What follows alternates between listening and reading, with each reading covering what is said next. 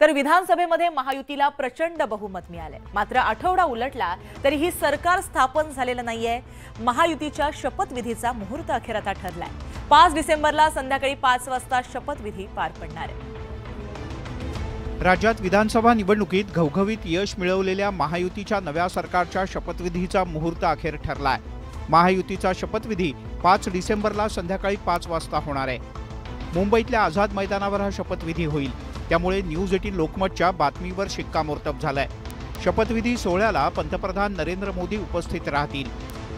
माननीय पंतप्रधान नरेंद्र मोदीजी यांच्या उपस्थितीमध्ये मुंबईच्या आझाद मैदानावर 5 डिसेंबर 2024 ला 5 वाजता हा शपथग्रहण सोहळा संपन्न होणार आहे। जी काही तारीख सांगायची होती, मुहूर्त सांगायचा होता, हे राज्यपालांच्या ऑफिसमधून आलं पाहिजे। अजून कोणीतरी जाऊन क्लेम केलं पाहिजे। कोणी क्लेम केलाय का? गुप्त ह्याच्यात कोणीतरी क्लेम केले का? पहाटे जाऊन कोणीतरी क्लेम केलं का? हे सांगा। नव्या सरकारचा शपथविधी 5 तारखेला होणार ही बातमी सगळ्यात आधी न्यूज 18 लोकमतनं दिली होती। त्या बातमीवर आज अखेर शिक्कामोर्तब झालंय।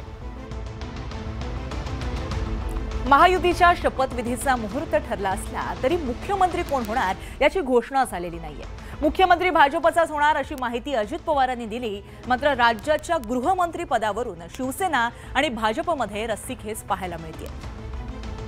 महायुतीत गृहमंत्री पदावरून भाजप आणि शिवसेनेत रस्सीखेच सुरू असल्याची माहिती मिळते। मुख्यमंत्री पदावरचा दावा सोडल्यानंतर उपमुख्यमंत्री पदासह गृहमंत्री पद मिळावं अशी मागणी शिवसेनेनं केली आहे।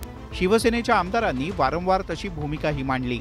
जेव्हा मुख्यमंत्री पदाचं नाव जाहीर होईल त्या टायमाला जर यदा कदाचित जर ते भाजपकडे मुख्यमंत्रीपद गेलं तर गृह खातं हे आमच्याकडे असावं, हा आमचा आग्रह निश्चित असणार आहे।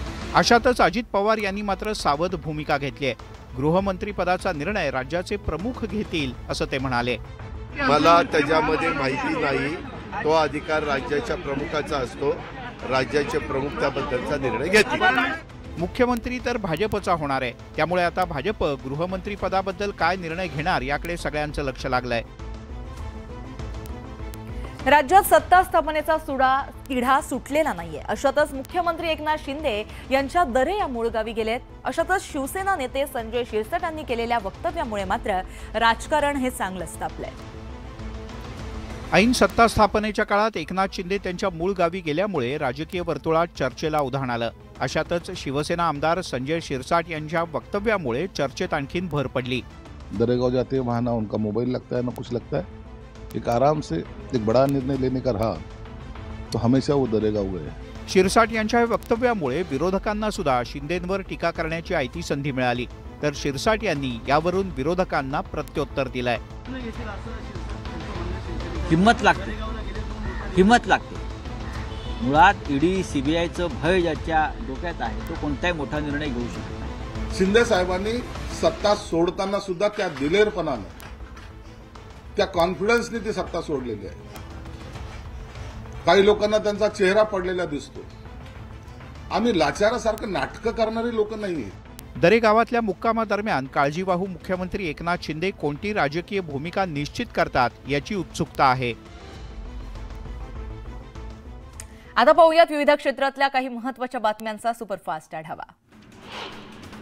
भाजपच्या आमदारांची विधिमंडळ पक्षनेता निवडण्यासाठीची बैठक ही 3 डिसेंबरला दुपारी मुंबईमध्ये होणार आहे।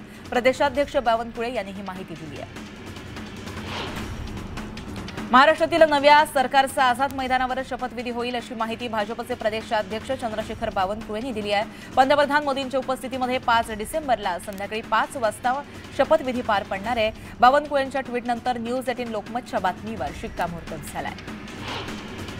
एका पक्षाचे अध्यक्षाने शपथविधीची तारीख सांगितली, हे खरं म्हणजे ते राज्यपाल झाले की काय असा खोचक सवाल आदित्य ठाकरेंनी केला। दरम्यान एवढा महत्त्वाचा दिवस असताना काळजीवाहू मुख्यमंत्री हे गायब कसे होतात? सर्वसाधारण माणसाकडे हेलिकॉप्टर नाही का? असा खोचक सवाल सुद्धा आदित्य ठाकरेंनी शिंदेंना केलाय।